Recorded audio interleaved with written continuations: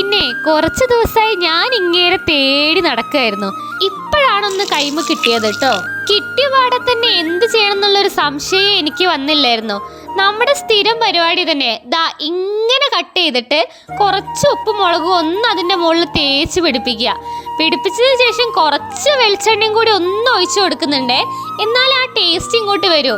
ഇതൊരു പഴയ പരിപാടിയാണെന്ന് എനിക്കറിയാം, പക്ഷെ കണ്ടപ്പോൾ ഇതാ ഉണ്ടാക്കാൻ തോന്നിയത്. ഇനി ഒന്നുമില്ല, ഒരു വെള്ള തുണി എടുത്ത് ഒന്ന് അതിലേക്ക് വെച്ചിട്ട് ദാ ഇതേപോലെ ഒന്ന് അടിച്ചു കൊടുക്കുക.